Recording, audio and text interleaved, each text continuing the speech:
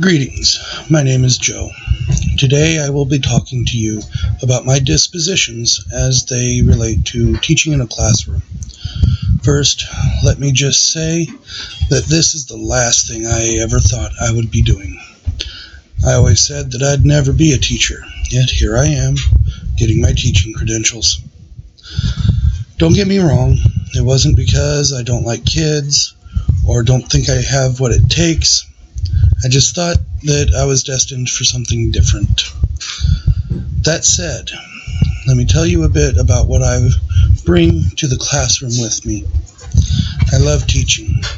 I love helping others to understand how things work. Though I have never been in a classroom teaching, I have taught many different subjects in a work environment.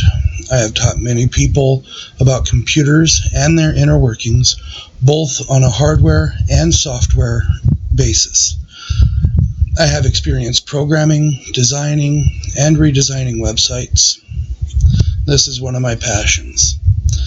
I am enthusiastic and animated when discussing, designing, and teaching all aspects of the creative process involved in graphic design.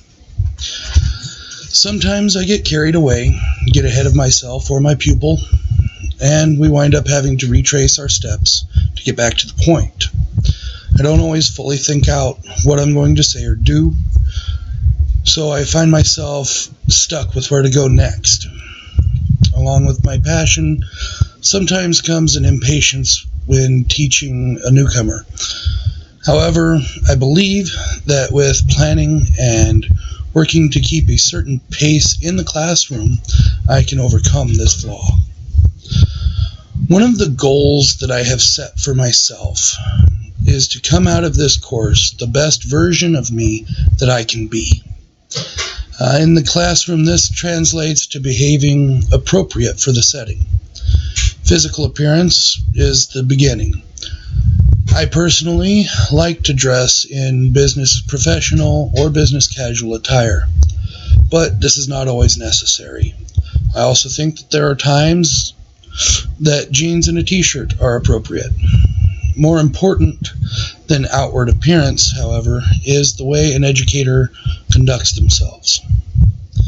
Now, I came from a background largely grounded in construction. Before I obtained my bachelor's degree, I was working for a concrete laying company.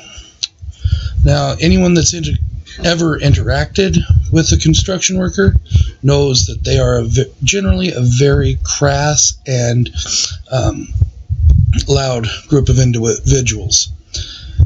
This is not an acceptable demeanor for an educator. This means that I have to change the way that I interact with others, and I have to bring my mouth under control. A professional educator must look and act as though every action they perform is under constant surveillance and scrutiny, because it is. The students are watching, so are the parents and the other staff members.